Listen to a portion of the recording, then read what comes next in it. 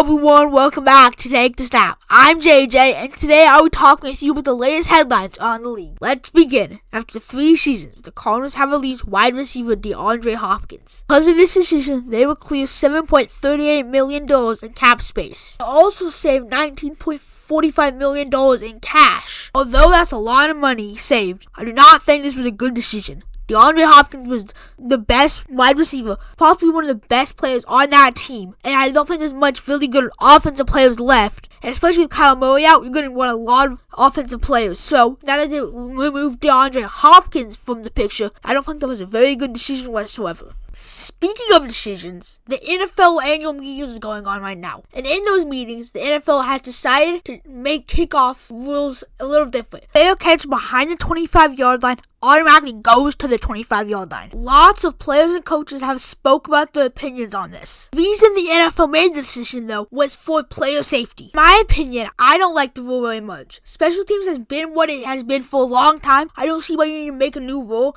It protects the players a little bit, but it's not like a major protection for them. I don't think that a lot of special teams coordinators like this. I know they don't. A lot of coaches and players don't like this. It just makes the NFL more confusing than it has to be. So I do not like this decision a lot. The NFL's OTAs have begun, which means organized team activities. OTAs are off-season training. In OTAs, you now have pads on or do contact drills, and the New England Patriots did some of those things. As a result, the New England Patriots lost 2 OTA sessions. Now, that's not good for the Patriots because they have some new rookies that need to come in. Even though OTAs are voluntary, they need to learn the system. So it'd be better if they had more OTAs just so they can practice more. This is not the first time the Patriots have been caught cheating. There was a Deflategate and Spygate a couple of years back. And that's because the Patriots have a lot of reputation of cheating under Bill Belichick, the Patriots coach. Speaking of the Patriots, former Patriot and Buccaneer quarterback Tom Brady has become a limited owner of the Las Vegas Raiders. I think this is a great decision for both sides. Tom Brady, one of the best football players of all time, arguably the best, and the Las Vegas Raiders, an okay organization, get to meet together and they get to work together and they get to make this organization great again. Tom Brady is a really good football mind, and I think that having him around really just helps the players a lot, and I think that he can just do a lot with the players. I think the Raiders, they'll like having him around. That's it for the headlines. It's time for Rank 'em. In this segment, I'll be giving you what I think are the top 10 NFL teams, ranked from worst to first. Number 10, Miami Dolphins. I put the Dolphins here because I think that they were really good last year, but they haven't done much this offseason so far. Like the draft, they had a first round pick. It's hard to do a lot in this NFL draft without a first round pick. And I think that also it was just an okay offseason so far for them. I think that they'll be a really good team, a playoff team this upcoming season, but I don't think that they will be a dominant team. 19, Los Angeles Chargers. The Chargers, they're really good, especially with Justin Herbert, and now that Austin Eckler is staying, that puts a lot of good things on them. But I don't think that they have a good wide receiver. They don't have a good wide receiver, like a dominant wide receiver. I just think that'll really hurt them, but I think they'll be a really good team. I think they'll be the 6th team in the AFC. I just think that they'll go out, be really good, but I don't think they'll be really dominant.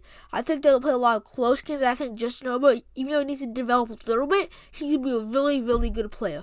Number 8. New York Jets. The Jets, with the addition of Aaron Rodgers, will be so good this year.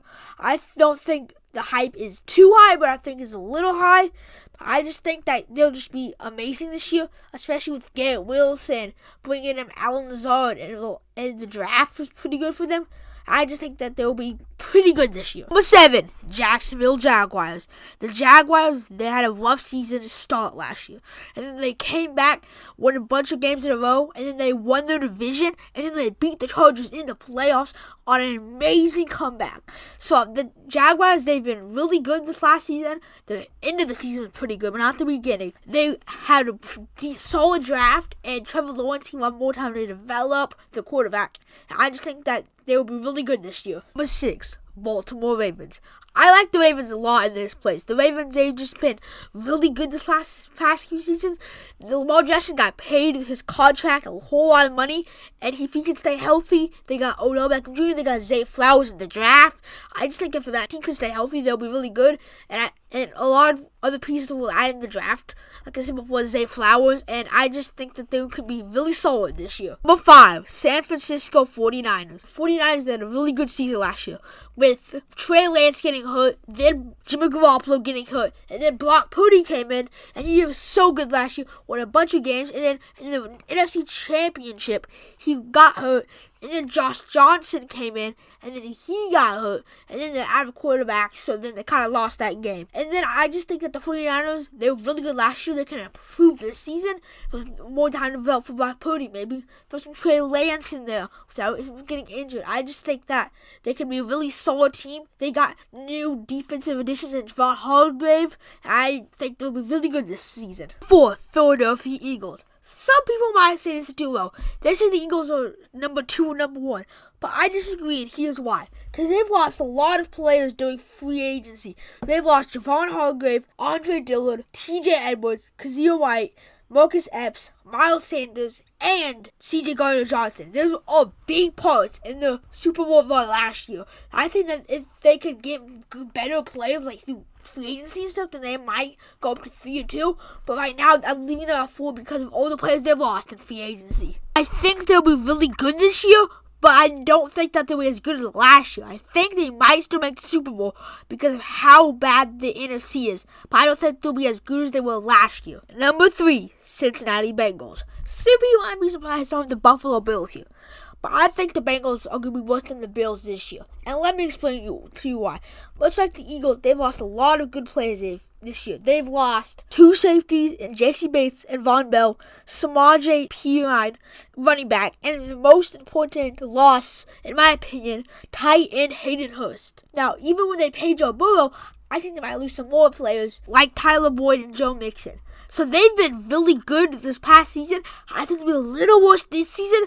I think they'll be the 3rd best team in the AFC. I think they have a little chance at the Super Bowl, especially when they pay Joe Burrow. Like I said before, it'll be harder for them to make it to the Super Bowl. But I think that they'll be really good this season. 2, Buffalo Bills. I put the Bills here because, like I said before, they've lost not as many pieces as the Bengals. They haven't lost any real big pieces, so I don't know how this will work this next season. I think they'll be good. I think they might make the Super Bowl.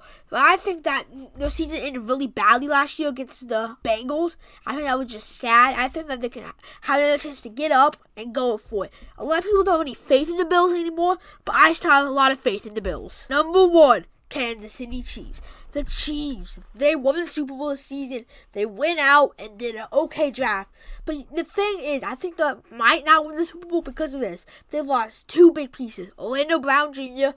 and Juju Smith-Schuster. Now, that would be a little bit of a problem. But I told you, Travis Kelce, Andy Reid, and Patrick Mahomes, I think that you could be the best team in the league. I think that they will be amazing. They probably won the Super Bowl, but I'm not 100% sure about that. I just think that the Chiefs will go out and be the Chiefs. That's it for today. Thanks for listening to Take the Snap.